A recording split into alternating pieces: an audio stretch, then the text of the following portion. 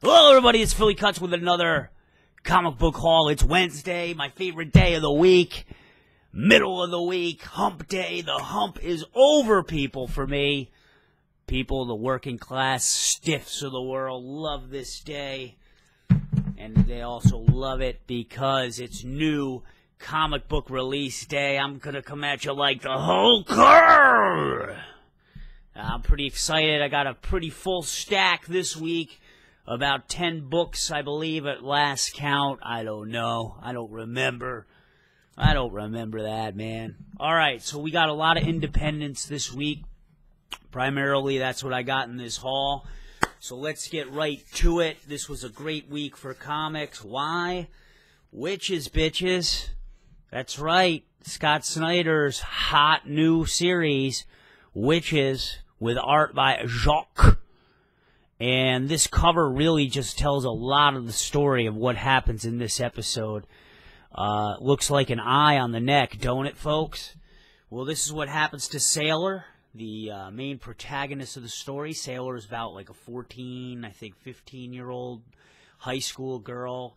Parents got to move out to the boondocks. She's going to a new school. They had to move because there was an incident involving bullying. I don't want to give away too much if you haven't read the first issue yet. But an incident occurred. Families got to move out to the boondocks. We're in the woods. There are strange things afoot out in the woods. And in this issue, it is pretty creepy.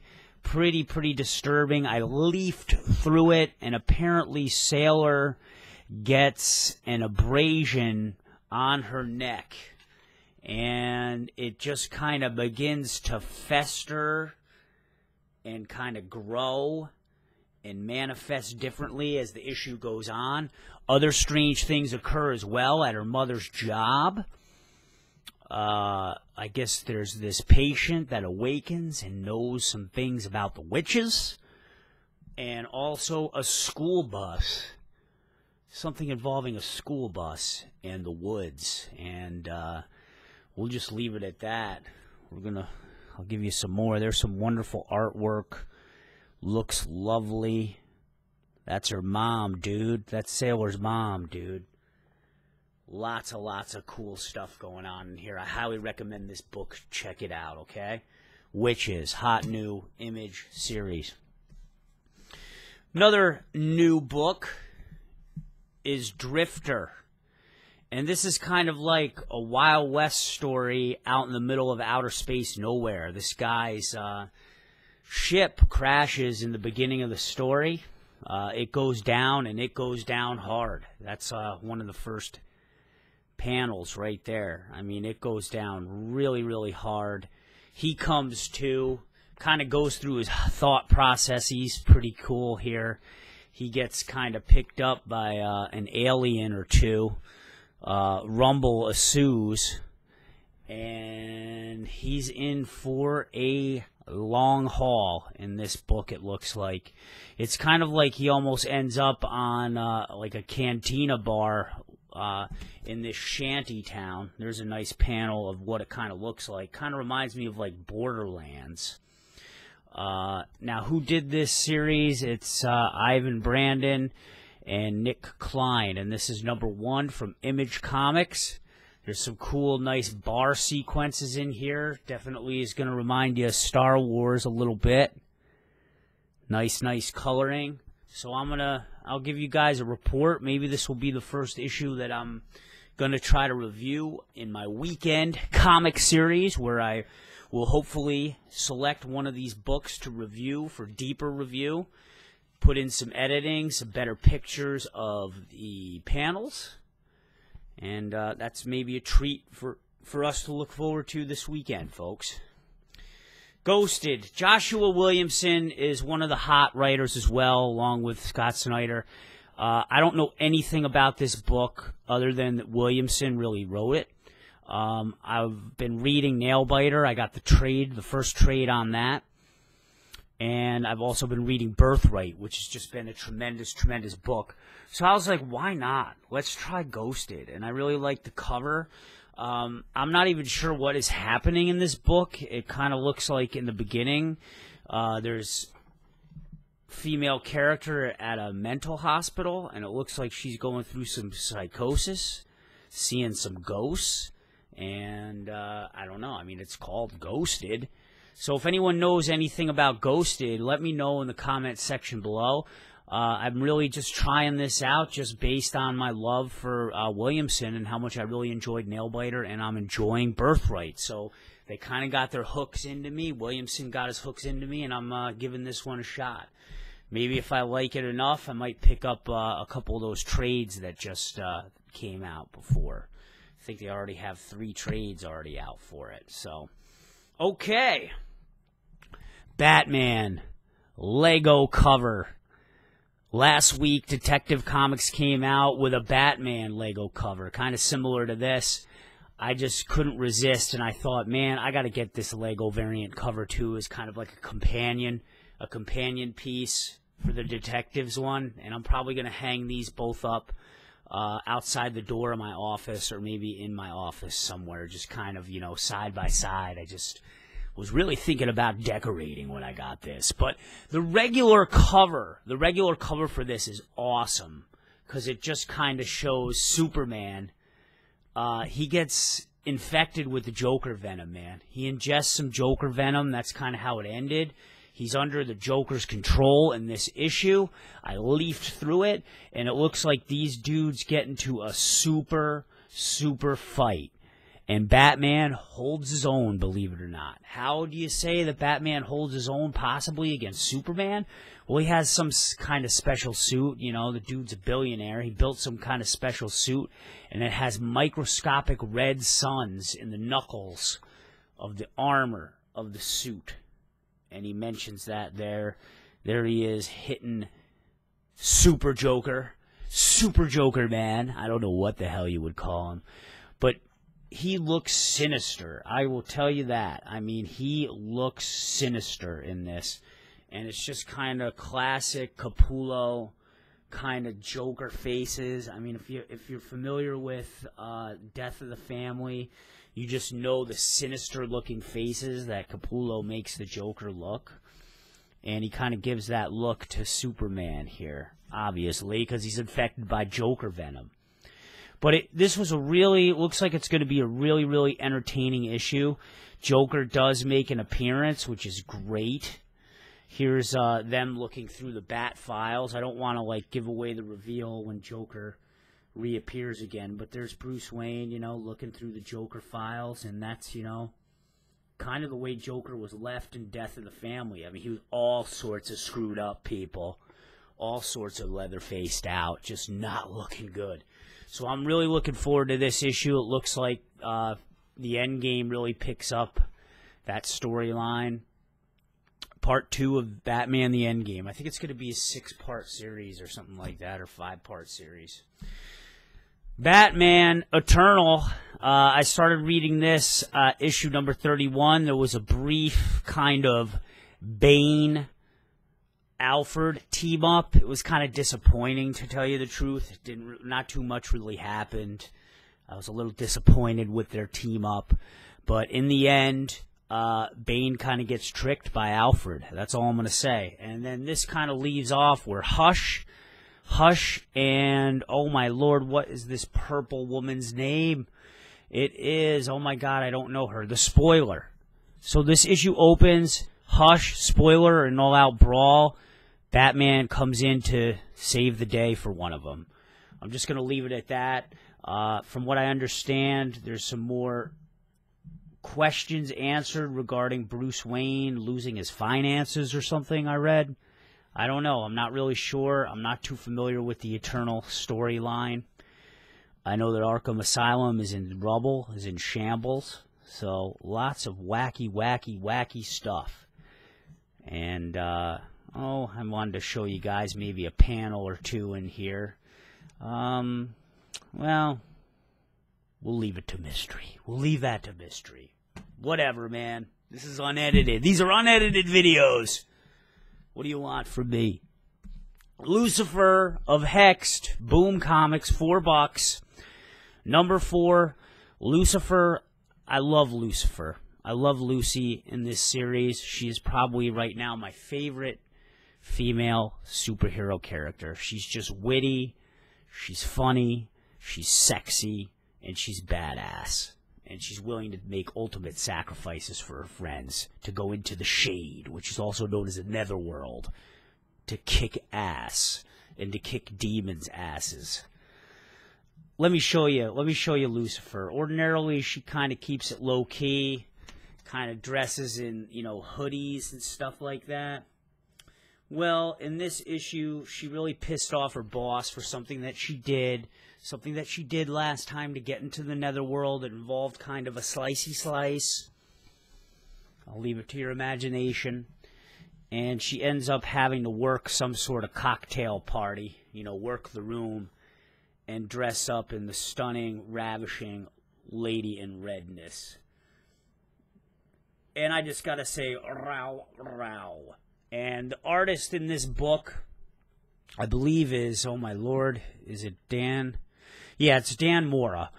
And also the big star of the show, too, is the colorist, Gabriel Casada. I've just loved his coloring in this book and in previous books. He kind of seems to take a shade and rolls with it for the whole series. In this one, he kind of mixes it up, does a lot of cool things with some yellows that I really, really like. Yellow and fire. And I just really, really enjoy the color palette that he uses. It's kind of like a muted brightness, if that makes any sense. I don't know. I'm not an artist. I don't know how to describe things in a very good way. But it just, just the feelings that the coloring gives you. And this camera does no justice either. But it's pretty unique to me. Pretty unique. And I don't know, for some reason, when I read this book, and there's a lot of violence in it and crazy occult stuff, I don't know, I just feel like relaxed. I don't know. It just kind of gets me in a cool, comforting mood. I don't know. I don't get it. Prometheus, number 3 of 4. I forget what number issue this is of the 16-issue story arc over 4 different issues. I tell you guys every week, and I'm going to keep telling you because there's always new viewers, but 4 different series: Prometheus, Aliens versus Predator, Aliens, and then Predator. This one is my favorite one so far, okay? And for these 2 reasons right here. For Paul Tobin, the writer, and then the artist, Juan Ferreira. I just really love the writing in Prometheus. I think that the pacing in this book, in this series, out of the 4 different comics, is just going really, really well. And I just love the artist, Juan Ferreira. He is also doing, for Dark Horse Comics, too, Colder the Bad Seed. And as a matter of fact, Paul Tobin is writing this too. So these guys are pairing up together lovely right now. Dark Horse Comics. Colder the Bad Seed, I think if you check my comic book haul number, 7 or something, I talk about Colder the Bad Seed. Really, really good book. Highly recommend it. I suggest you check it out.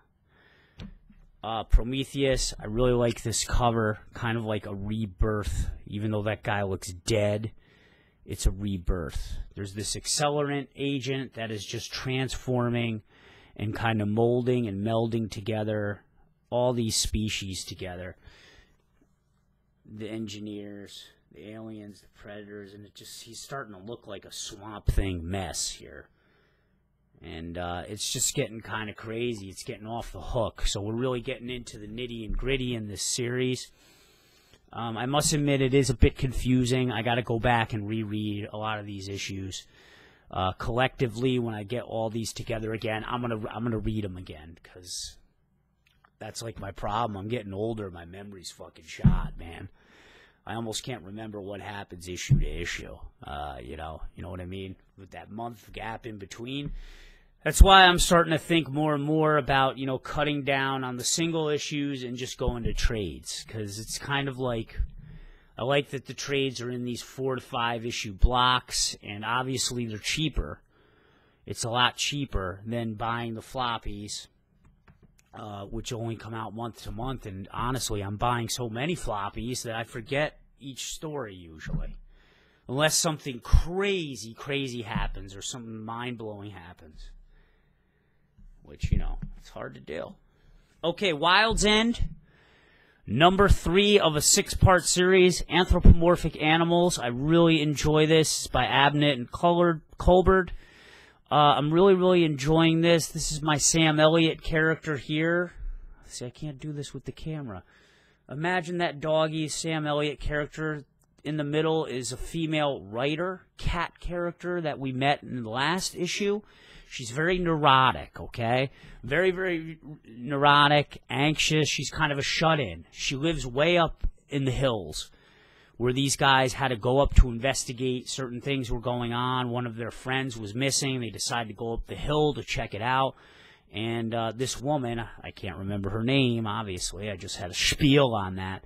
But this woman is living up there. She's supposedly some sort of like famous author and a recluse, and she has a drinking problem. So there's some really interesting, I was leafing through this, there's some really interesting interplay between her and our main character here, Mr. Dogface, who I imagine talks like Sam Elliott, okay? Just think Chevy truck commercial when you see that guy. Really interesting interplay, and it's almost kind of like a story where it's kind of like ordinary folk banding together in an extraordinary situation. You got to rise to the top. You got to take care of business. What are you going to do to get that done? And I kind of like that. You know, sometimes I just don't want to read about, like, superheroes and, you know, horror craziness. So another thing that I really liked about this is, like, a big portion of the issue is them just having a nice discussion in the woods. And it just reminds me of, like, the Van Gogh period, man, his blue period, all right? I've been to the Van Gogh Museum out in Amsterdam. I saw a lot of Van Gogh's blue period works. I mean, this is kind of like a lot of the coloring, what that definitely reminds me of. And it just kind of puts you in, like, a somber mode. Starry night, though. Beautiful starry sky. I don't know. Another issue where the coloring just really gives me a nice, cool, calm, collected feeling like I am in today's comic hall. You know, I'm calmer. There's different sides of Philly Kuts you see in these videos sometimes, I'm telling you. Okay, October Faction. Kind of like the Munsters, the Addams Family, but they're dysfunctional. And this guy is like a monster hunter or former monster hunter, formerly involved in the occult. And I guess some of those dudes want to track him down from his past and mess him up. But there's a lot of subplots and sub-stories going on in this book, too, that were kind of teased and introduced in the first issue. They didn't give away too much, but there was a lot of teasing. So I think that this series is really going to pick up, and that there's going to be a lot of exciting things happening in it. It's very, very dark and macabre looking series. Even the pages are black, and it's very, very dark, very, very sinister looking people and characters and ghouls in it. Almost is very like Morticia Addams character. And it's just, yeah, it's just kind of, you know, creepy. Very, very creepy. It's written by Steve Niles, who's a renowned horror writer in this genre, in the comic book world. So I look forward to buying this in the future and seeing where it goes. I think it's going to get on my permanent pull list. It's by IDW, $3.50, or 99 cents, sorry. Okay. Spider-Verse, number 3 of like the 20 issues. I kind of just impulse bought this. I kind of just went to the shop, saw Spider-Verse, and I just kind of pulled it off. Got home, and then I realized, oh my lord, this thing has a $5 price tag, okay? I'm going to start doing this with a better camera, guys. The next one, I swear to God, because this webcam doesn't even focus. and it's not even that much bigger than a regular issue. It might be like slightly bigger. Claims that it has 6 different stories from the Spider event of 2014, and I only see like 4. Unless I'm missing something, unless there's like a couple stories in here that are just like a page. And the artwork in each story is pretty, dramatically different in each one. Obviously because they're different artists, but really, really, really different styles. As you can see. I mean, that's almost like, I don't know, almost like some weird kind of anime or something. And then I think there's even one kind of black and white, and then here's another one that's in like a funny page style, like an old school funny page style.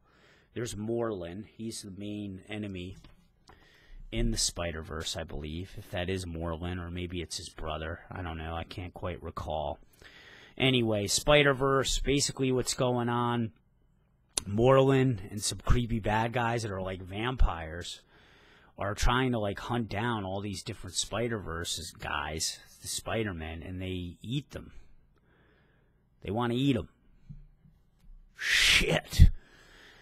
Supposedly the greatest threat the Spider-Men have ever faced. And there are just a crazy amount of different Spider-Men in this series. It's just like, whew. I was reading the Amazing Spider-Man, what was it, number 11, where this all started, and you just keep, every page you turn, you're getting introduced to another Spider-Man. It's pretty hard to keep up with, and Spider-Women, too. Because they go both ways, with the sex. Alright, anyway. Spider-Verse, I don't think that you really need this. I'm going to see how this goes. Basically, what Marvel is telling you is that you really only need to get Amazing Spider-Man number 9 through 14. If you really want to just know the main storyline, that's all you need. Amazing Spider-Man 9 through 14. But if you want all the periphery and all the other stories, I mean, there's a ton of other issues spanning across multiple different issues and titles. This, I don't know. If you were thinking about getting the Spider-Man team up, skip it. Skip it. I read it. You don't need it. It doesn't even, it's like you don't need that issue at all. So I might not even buy the team up number 2 either. And Spider-Verse, I don't know. They really got to blow me away with those stories. Okay, and I picked up a couple issues. I know these didn't come out this week, but I picked up Batman, Superman, which now will make a 4th Batman title that I'm buying. Holy shit. I'm bit by the Batman bug. I don't know. I said it wouldn't happen, and it's ended up happening. But I got number 14, which this is an amazing cover. I think you're already going to know what's going to happen with this, and I have no idea why my camera just changed that hue. Look, if I put this up, you see that? Wow, this webcam sucks. All right, anyway, this is an amazing cover. This is by, I think, Jay Lee. Oh, God, who did the cover? I got to find out here. Oh, my Lord, now can you see why I got to do edits? The cover is Jay Lee with June Chung. I think June Chung is the colorist. She's the colorist in this issue. And this is just an amazing issue. Look at this. Superman about to make out with the Catwoman, and look whose hand is creeping in there, buddy. Somebody's about to get their block knocked off. Awesome, awesome cover. I love this cover. Not as much as that Catwoman Monsters of the Month variant cover I couldn't find. But this is like a close second. I am in love with this cover. I am in love with this cover. And then we also got Batman, Superman, number 15. These guys both have amnesia in this, Batman and Superman. They're kind of like figuring out things about themselves. And there's this weird guy, Satanus, or Satanus. And there's a little troublemaker that he keeps in a cage. I forget what the hell his name is. KO, the Chaos Bringer. And they're up to mischief, causing a lot of mischief with these two.